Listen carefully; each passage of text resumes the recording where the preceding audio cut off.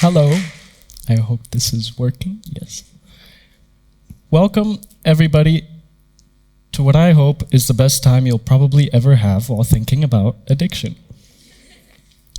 My name is Malek Shuman, and I'm a world-renowned student, and by that, I just mean I have gone to school in a couple different countries. And I have become completely captivated by addiction, both in a personal sense and an academic sense, for the past 7 years.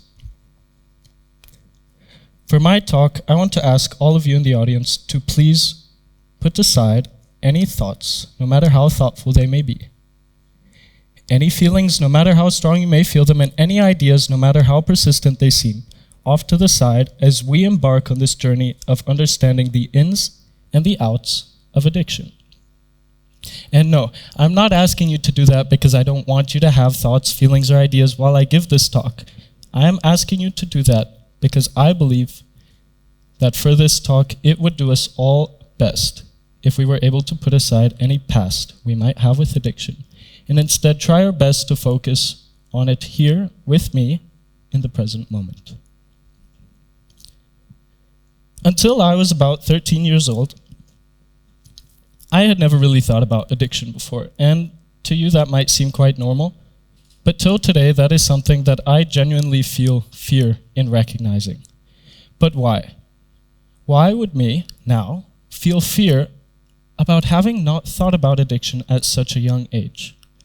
Well, I'll tell you why. It's because of what I see is happening all around me, and I think you see it too. Kids are developing addictions so much earlier in their lives and to so many different things. But it's not just kids, because we're all vulnerable to addiction.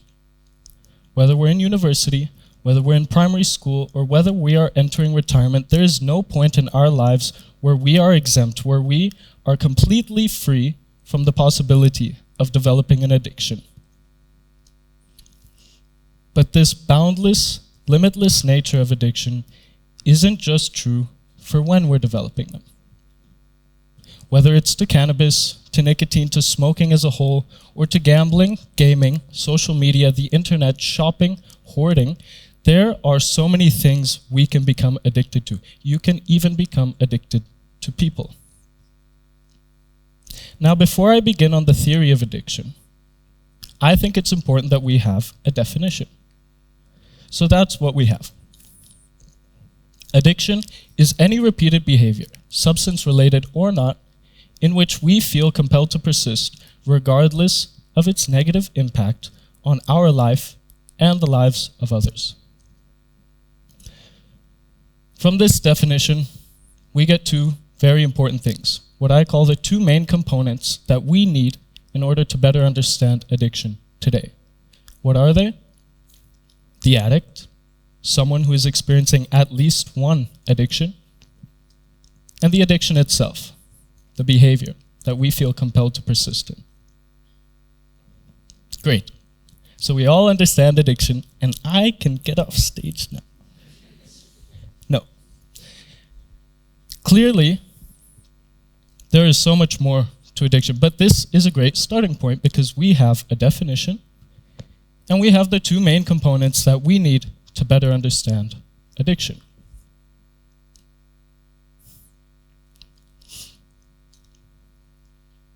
You see, no one wants to be an addict, not even addicts.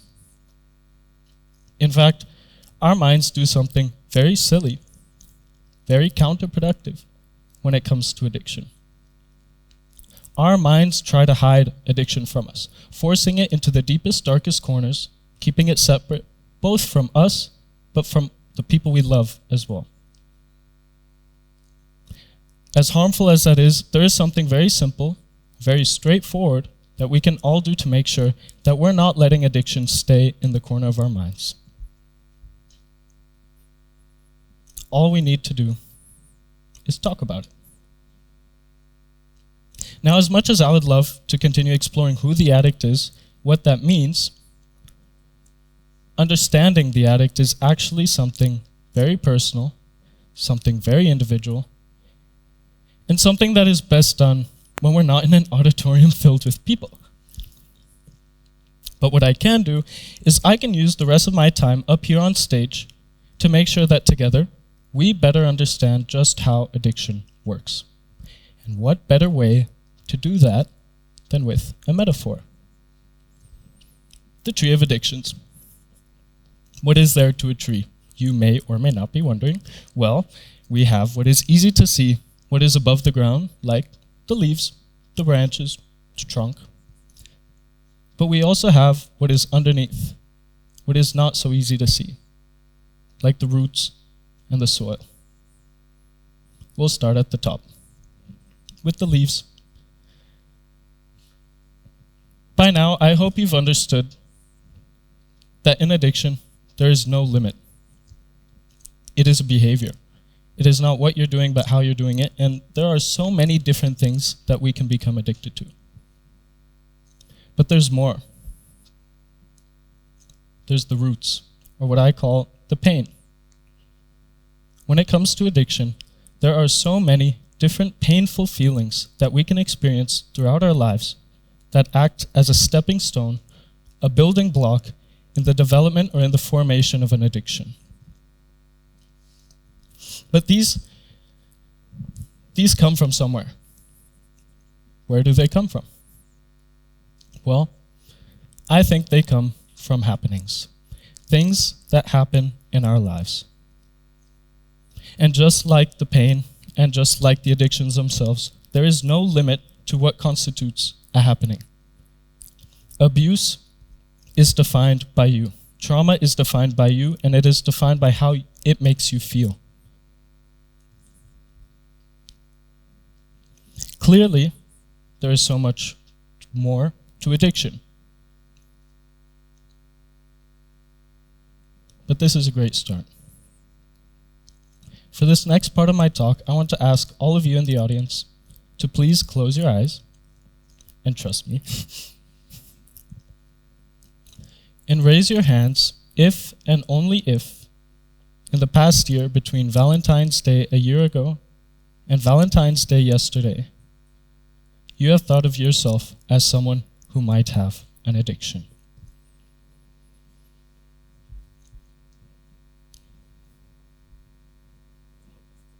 You can lower your hands and open your eyes.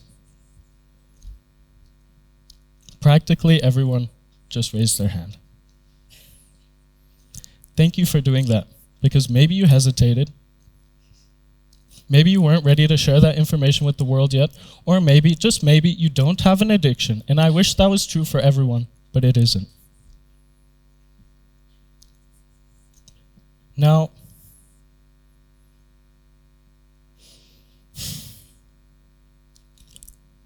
I think we all learned something very important from what just happened. I think that we learned that addiction, as many statistics are out there, as many graphs are out there, we don't need them to show that we're not alone and that people around us, in front of us, next to us, behind us, also experience addiction.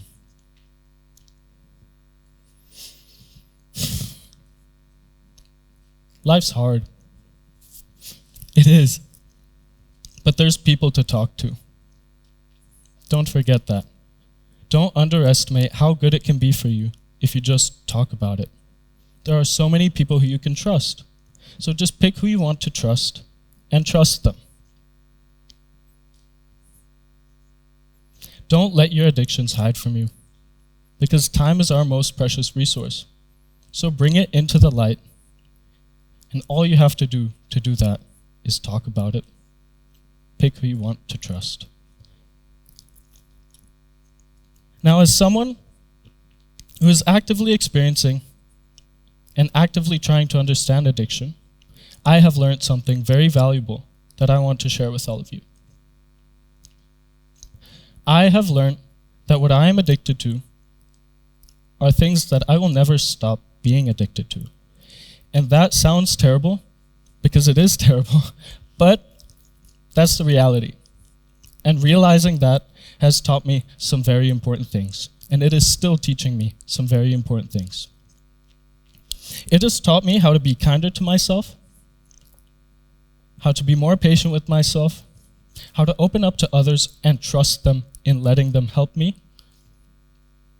But above all, it has taught me that if anyone knows me best, it's me.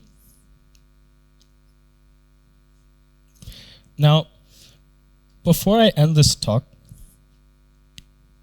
I want to remind you all of something very, very important. How you feel matters. It matters to me, it matters to people around you. And it doesn't just matter today. It matters tomorrow, and it matters every single day after that as well. So thank you.